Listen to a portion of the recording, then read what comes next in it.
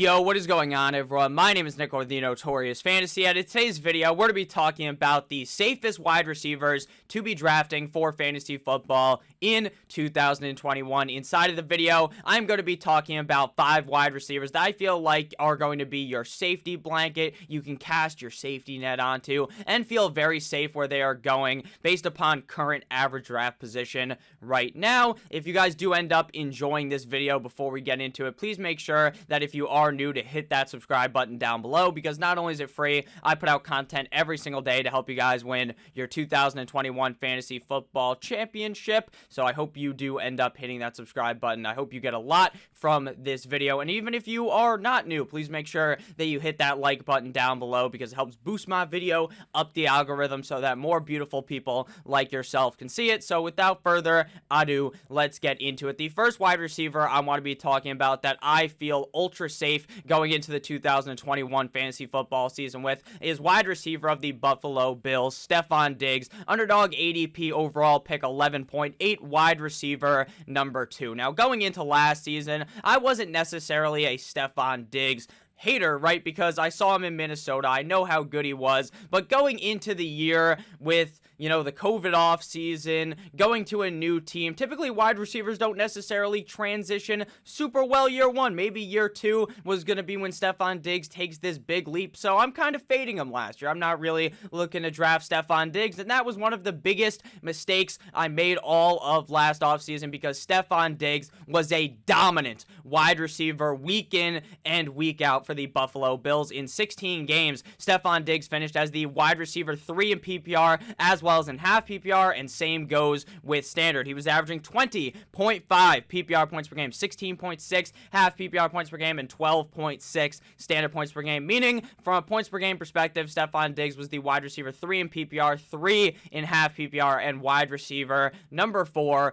in standard. Now, what went right for Stefon Diggs last year? Basically, the answer was everything. Josh Allen and the talks about him not being the greatest quarterback because he's overthrowing players, he can't control his arm, his accuracy is off, all of this fucking nonsense that people were spinning about Josh Allen basically got thrown out the window. It got canceled out because Josh Allen took that next step up in his career. And you want to know why his career got boosted? Well, one, for fucking practicing and getting that work in and controlling his arm, but for another reason is because Stefon Diggs is there, and Stefon Diggs is one of the better wide receivers in the NFL. We just haven't truly seen this version of Stefon Diggs yet in his career. I mean, he was good in Minnesota, right? But, he's with Kirk Cousins. He's with these other bad quarterbacks.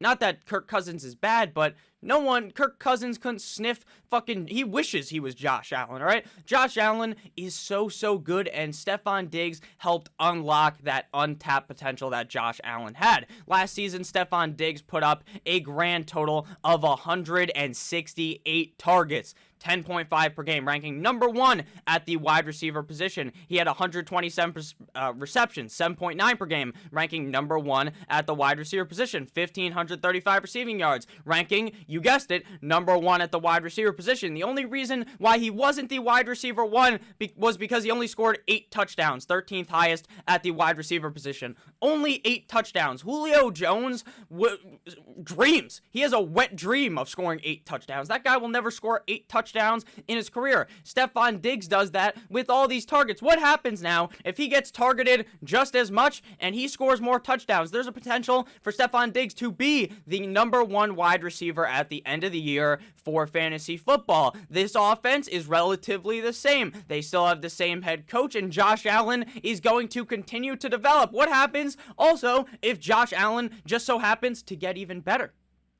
Now, that's going to be hard because Josh Allen literally was in the MVP race for a lot of last season. Josh Allen was looking like one of the best quarterbacks in the NFL, and I believe he is at this point, but I do believe that Stefon Diggs is a very safe pick at the top for the wide receiver position, especially since the top 4 wide receivers going off the board right now are so inconsistent in each draft, especially the top three. In some drafts, you see Tyreek come off the board first. Some drafts, you see Devontae Adams. Other drafts, you see Stefon Diggs. In some drafts I've even seen DeAndre Hopkins as the #1 overall wide receiver. So with that kind of differential in certain drafts, I feel very excited to get Stefon Diggs onto my team, and I would happily draft him as the wide receiver 1 in leagues at the end of the first round, due to the fact that this Buffalo Bills offense is just able to move the ball so successfully, and the fact that Stefon Diggs is the featured player in this offense. And throughout Stefon Diggs' career, he hasn't really dealt with any injuries. Knock on wood, we don't root for injuries here. That is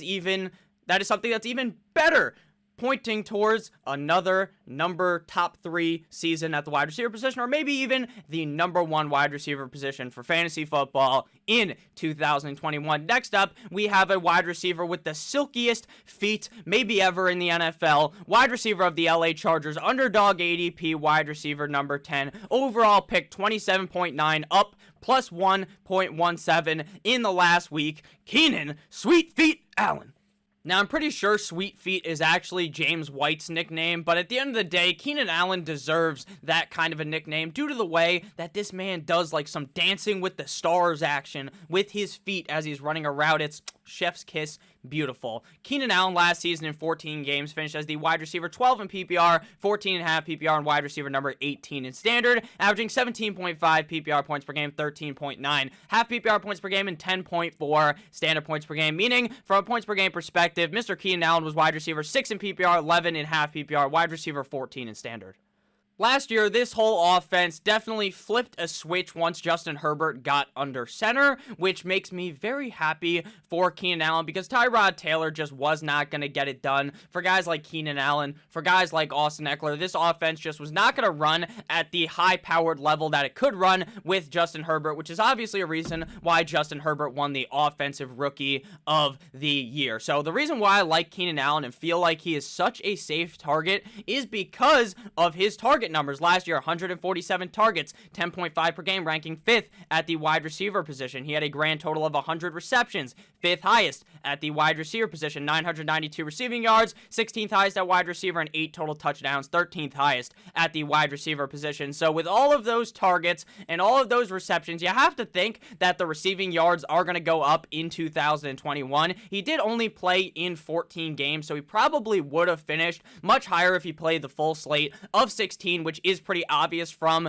his points per game numbers, because from the end of the season point of view, he was wide receiver 12 in PPR, but from points per game, he was wide receiver number 6. So you can really tell that Keenan Allen is a huge focal point in this LA Chargers offense. Now, there is reports about Mike Williams being the X receiver and that garnering a whole lot of targets for Mike Williams, which is good and all, but in my opinion, that shouldn't really affect Keenan Allen, because Keenan Allen is still the #1 target in this offense. He has earned the right to be that guy. Over the last couple of years, he's been playing at a very high level for the LA Chargers, even back to the days when they were the San Diego Chargers. So Keenan Allen, again, the real safety comes with the amount of targets that this guy is going to be getting, as well as the fact that, in my opinion, Anthony Lynn being gone should be sung from the top of the mountaintops, because of how much better this whole team can be with a head coach who is competent. For a head coach that knows how the fuck to press the timeout button on his Xbox controller on the sideline, right? I know that's not how you call a timeout. You just hit it like this, timeout, but he didn't call any timeouts. Anthony Lynn was a certified stooge, and now he's out in LA. He got kicked to the curb, and don't you come back no more, Mr. fucking Anthony Lynn. I can't stand that guy, but even with Anthony Lynn, Keenan Allen was a successful wide receiver. Now you take out some idiocracy, if that's even a word, in that offense. You take away that, you give Justin Herbert a second-year leap, and you give Keenan Allen a whole lot of targets. You better believe this season, this guy is getting over 1,000 receiving yards. He almost got it last year. He was only 8 yards away, but you better believe he's getting it this year. He had 1,080 82 air yards last season, 34th at the wide receiver position. He had a 29.6% target share, 17th highest at the wide receiver position. So this guy is a big man who's going to be getting a lot of targets in 2021. I am very excited to see Keenan Allen with what could be a better version of Justin Herbert in 2021. We are about 10-ish minutes into this video, so if you guys have ended up enjoying thus far, I would like to ask if you could please hit that subscribe button down below. I would really appreciate it. So next up, we have a wide receiver formerly of the Atlanta Falcons, now of the Les Titans. Underdog ADP, wide receiver 16, overall pick 38.5, Julio Jones. Julio Jones is always one of those guys that I am going to put the safety marker onto. Why is that? Because it's death, taxes, Julio Jones, top 12 wide receiver. Those are the only things guaranteed in life, because Julio Jones is always going to be that good when he's not hurt. But Nick, Julio Jones is an injury-prone wide receiver at this point in his career. Really? Because last year, he missed 7 games, right? The year before that, he missed 1 game. The year before that, didn't miss any games. Last time he missed games was in 2016 with a toe sprain, where he missed 2 games after a Week 13 matchup. Why are people trying to put this narrative on Julio Jones? I don't know. I do not know, because Julio Jones is not an injury-prone player. Sure, he's getting up there in age, and that may be a reasoning why you're looking to fade him, but Julio Jones has been 30 for the last 2 years, and he's been successful in both those seasons. Last year, Julio obviously missed a bunch of games, but when he was healthy, from a points-per-game perspective, he was very good. Julio Jones last year for the Atlanta Falcons played in 9 games, finishing as wide receiver 52 in PPR, 53.5 PPR, and 52 in standard, but he was averaging 16.2 PPR points per game, 13.4 half PPR points per game, and 10.6 standard points per game. Meaning, from a points per game perspective, this guy was wide receiver 14 in PPR, 13.5 PPR, and wide receiver number 12 in standard. He was making those DBs drop to their knees and give them the suck 9,000 like their name was Alexis Texas. Because even at the old age, Julio Jones still got the game. Julio Jones is still going to make these defenders look fucking silly at 32 years old. Julio Jones, in my opinion, still has a good 2, 3, 4 years left of his NFL career where he could be in his prime. Now, I'm not saying that he's in his prime right now, right? That may be in the past, but an old version of Julio is still better than most wide receivers in the NFL.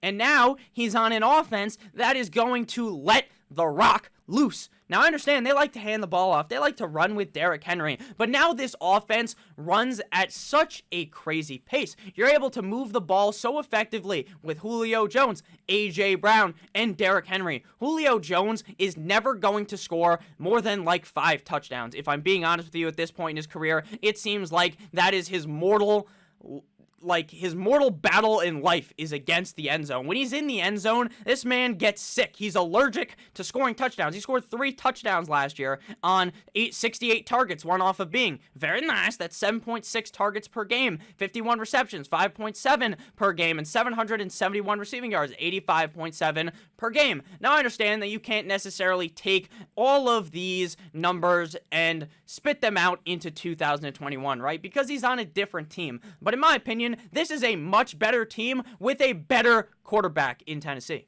If this was last year, I probably would have been fading Julio. You want to know why? Because of that thought about Stefon Diggs, DeAndre Hopkins, how they're these new wide receivers to this team, and they're going to fail. Frankly, that is just an idiotic thought. I don't even know why that entered my brain last season, and it's not going to this year. Julio Jones is still an alpha wide receiver in the NFL. I don't think he's going to be the number 1 wide receivers in targets, the number 1 wide receiver in targets in this offense. I think that will be A.J. Brown. But would you be surprised if at the end of the year, if both these guys stay healthy, Julio Jones actually catches more balls or gets more targets than A.J. Brown?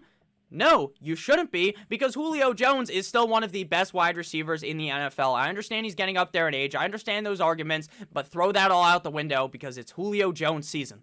And honestly, the best argument to be made as to why Julio Jones is so safe is that he's getting drafted right now as wide receiver number 16. 16. That's, if he is healthy, that is his floor. That is his floor. His ceiling is actually a top 5 wide receiver again.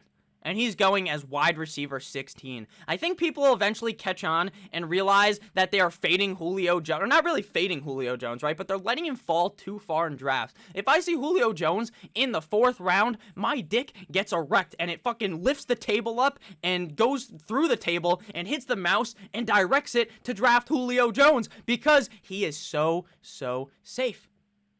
He always puts up these big numbers. There's going to be people that are like, he's going from Atlanta to Tennessee. He's not going to be able to do it. Blah, blah, blah, blah, blah. I am telling you right now, if Julio Jones is healthy, he could legitimately be the #1 wide receiver in fantasy football. Now, that's definitely a long shot. But top 5 doesn't seem like too much of a long shot for me. For Mr. Julio Jones in what should be a high-powered offense, I believe in Ryan Tannehill. This may be the year that the Titans actually make it to the Super Bowl. Now, their defense isn't the greatest, right? They don't have the greatest defense, which should bode even better for Mr. Julio Jones because they're going to have to be passing the ball a little bit more at the end of the game.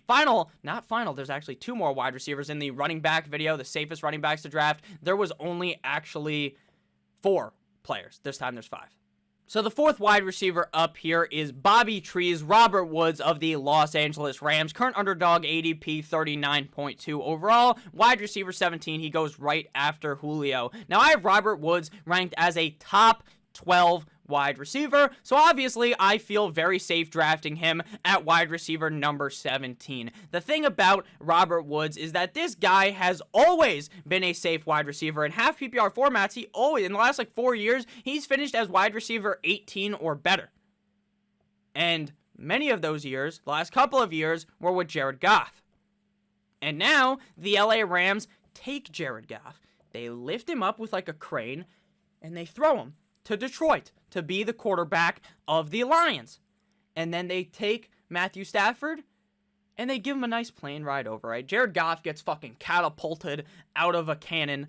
They bring in Mr. Stafford nicely. They lay out a nice red carpet that he could walk on, a nice velvet carpet for Mr. I don't even know if they make velvet carpets, but with some velvet rope, for Matthew Stafford, because Matthew Stafford is one of the better quarterbacks in the NFL. I saw some take on Twitter about how Matthew Stafford isn't even a step up from Jared Goff by someone who's notable in the fantasy community, and I legitimately lost all respect for any ounce of credibility that this man might have. Matthew Stafford is one of the best quarterbacks in the NFL. Now, Matthew Stafford's not a quarterback that's going to roll out, do a fucking 360, stiff arm someone, even hurdle someone like Kirk Cousins did a couple years ago. That's not what Matthew Stafford is. But Matthew Stafford is a gunslinger and an elite pocket passer he's not afraid to run, right? But he's not going to run for 1,000 yards or something crazy, right? But with, I almost just said Julio Jones, but Robert Woods with Matthew Stafford, now Matthew Stafford is going to unlock the untapped potential of Robert Woods. Kind of like how Stefon Diggs unlocked that untapped potential for Josh Allen. Robert Woods is not necessarily the best wide receiver that a guy like Matthew Stafford has played with, right? Because Matthew Stafford's played with Kenny Golladay and Marvin Jones. Now, I don't think Marvin Jones is better than Robert Woods, but Kenny Golladay, in my opinion, is one of the better wide receivers in the NFL. But even with that said, Matthew Stafford has been able to, for years, make Marvin Jones and Kenny Golladay very fantasy relevant. And I think in LA, Woods and Kupp are going to be fantasy relevant. But in this offense, I see Robert Woods as Kenny Golladay, the guy that can finish in the top 10. Whereas I see Marvin Jones, a guy that is actually pretty solid. You're happy throwing him in your flex. Sometimes wide receiver too, he'll have those big games. That's Cooper Kupp. So if I see Robert Woods as the alpha wide receiver in this team, the guy that's going to be seeing the more targets, then you should be very excited to get him at wide receiver 17 with a new higher octane offense. Now, this offense was running at all cylinders 4 years ago or 3 years ago whenever they were in the Super Bowl against the Patriots, until teams realized that the reason why Jared Goff was so good was because he was getting the plays just basically fucking his brain. Sean McVay was whispering sweet nothings into his headset until the headset cut off, and he'd tell him what the defense were going to do, and then he would just be great, right? But once the headset cut off, then Jared Goff's out there like a stooge trying to think for himself, and he couldn't do it. Matthew Stafford knows how to dissect a defense. He knows how to read a defense. He's one of the only reasons why the Lions organization hasn't been as much of a dumpster fire as it should have been. That team has sucked his whole fucking career. His whole career. Calvin Johnson, Megatron, one of the best wide receivers in the NFL ever, retired because he was tired of this team playing like shit. But now, Matthew Stafford's gone. He's in LA, and I believe Robert Woods is going to finish higher, potentially, than he did last year, and he finished very high last year, just like Snoop Dogg. In 16 games, finished as wide receiver number 12 in PPR, 13.5 PPR, and 13 in standard, averaging 15.3 PPR points per game, 12.5 half PPR points per game, and 9.7 standard points per game, meaning, from a points per game perspective, Bobby Trees was wide receiver 19 in PPR, 19.5 PPR, and 19 in standard. Robert Woods screams safety like when you watch a Trojan condom ad. 130 targets last year, 12th highest at the wide receiver position. 90 receptions, 11th highest at wide receiver. 935 receiving yards, 22nd highest at wide receiver. And 8 total touchdowns. All with mostly Jared Goff. I think Goff got hurt towards the end of last year. And then John Walford, the Walfordinator, came in. And he played quite well in that playoff game until he got smoked. I hope John Walford's actually okay. Wolford, however you say his last name. I hope the guy's okay. He seemed like a nice guy, great quarterback. Not a great quarterback, right, but a pretty solid quarterback. But with that said, Robert Woods put up these numbers basically with Jared Goff. Now imagine with Jared Goff, but like this guy has more skill than Jared Goff has in Matthew Stafford's left testicle has more skill than Jared Goff. That's what I'm saying here. Robert Woods is going to get an upper echelon NFL quarterback this season, and I believe this LA Rams team is going to contend for the fucking Super Bowl and win it. Now, I hope my Dolphins win the Super Bowl, but my pick right now is that the Rams are going to win the Super Bowl. You want to know how they make it to the Super Bowl? With a strong defense and Robert Woods catching a zillion passes. Final player to be talking about today, that's wide receiver of the New York Football Giants. A wide receiver I just talked about, Kenny G. Kenny G spot, Kenny Golladay. Underdog ADP 56.5. Underdog ADP wide receiver 26. Now, I am not someone who is singing the praises of Kenny Golladay of having some tremendous upside in 2021. I think that Kenny Golladay is going to struggle to become a top 10, top 12 wide receiver in fantasy football. But the reason why I say he's a safe wide receiver is because he's going at pick wide receiver 26, and we've seen Kenny Golladay be amazing. The reason why I'm not ultra confident in saying that Kenny Golladay is going to be a league winner at this pick is because of Daniel Jones. Daniel Jones turns the ball over at an exuberant rate. He's like Jameis Winston on cocaine out there. He is just throwing the ball to the other team, fumbling the ball all the time. That's why I call him Danny Fumbles all the time. People will continue to tell me that Daniel Jones is going to get better. Daniel Jones in his first ever game up against Jameis Winston, the Buccaneers, a couple of years ago, he looked so good. It was like, oh shit, it's Daniel Jones time. Maybe the Giants picking this guy so early out of Duke, it was the right move. But what has Daniel Jones really shown me? And that's what scares me about Kenny Golladay. But again, he's going at wide receiver fucking 26. Wide receiver 26, that's his floor. He should finish as a top 20 wide receiver relatively easily, as long as Daniel Jones can throw the ball his way, due to the amount of target share that he commands in this offense, and due to the fact that they paid this guy so much money. Last year, Kenny Golladay was hurt, missed a bunch of games, only played in 5 games last year, finishing as a wide receiver 102 in PPR, same thing in half PPR, and wide receiver 99 in standard. You're not going to finish anywhere near the top 50 if you only play in 5 games. From points per game perspective, he was wide receiver 35 in PPR, tied with CeeDee Lamb, 31 in half PPR and 24 in standard, averaging 13.2 PPR points per game, 11.2 half PPR points per game, and 9.2 standard points per game. So his numbers last year are not going to tell you, oh, you need to be drafting Kenny Golladay here. Obviously, 32 targets, 20 receptions, 2 touchdowns, 338 receiving yards. But what I want to look at really is 2019. Now, I understand there is a extreme downgrade at quarterback. I just sung the praises of Matthew Stafford. I just told you how good Matthew Stafford is. That's why Golladay was so great, right? Galladay's a good receiver, though. That's part of the reason why he's good. But he's also good because of Stafford.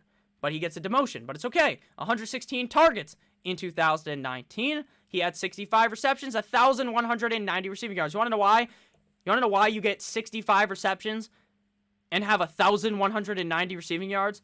Because you're a good wide receiver who can get a lot of yards after the catch, who can get open deep down the field and get the ball thrown your way. He had 11 total touchdowns, number 1 at wide receiver. Kenny Golladay is a menace for defenses to be guarding. Again, I understand that he's in New York, and that's why I'm not singing his praises, like I said, as being the league-winning wide receiver, because he's going so late, he could be. But you're betting on Daniel Jones really taking not just like a small step for mankind, or whatever that guy said when he stepped on the moon. You're expecting a humongous step. You're expecting like one of those guys who's 5'7" who can dunk. Like, I'm talking that big of a jump type of deal. You need a humongous jump for Kenny Golladay to really play good and amazing with Daniel Jones. But he's just so safe at wide receiver 26 that I'm willing to take him at that price, and I'm going to be singing all the way home with Kenny Golladay on my roster because the upside's there. But we just got to hope that Daniel Jones ends up being unleashed. So that just about does it. Thank you guys so much for watching. I apologize if in these videos I look like I am just fucking in a hot sauna. I'm sweating because I am. The air in my room isn't the greatest, like the AC, and if I have it on full blast, like you can just hear it. The fan that's next to me is also off. You wanna know why? Because it's very loud in the microphone, so I probably look like I'm sweating, but it's okay. I'll be alright after the end of this video. So thank you guys for watching. I love you guys all. Happy Saturday. Only one more day of the weekend left, but that's okay. Conor McGregor by KO in the first round. Vicious knockout. Fuck Dustin Poirier. Let's go, Conor. In the comment section, let me know who you guys think is going to win tonight. Everyone basically is on Dustin tonight. If I was betting smartly, I would bet on Dustin Poirier because I think right now he's the better fighter, but I believe in Conor. He's my favorite fighter in the UFC, so I hope he wins. Let me know who you guys think are going to win that matchup tonight if you're into the UFC. Even if you're not into the UFC, I'm sure you're going to watch tonight because this is the biggest fight of the year. I'm not a huge UFC guy, more about football. Obviously, that's why I talk about it every single day on YouTube. Make sure you hit that subscribe button if you enjoyed. I love you guys all. Chef's kiss. Have a great rest of your guys' day. As always, stay safe. Goodbye.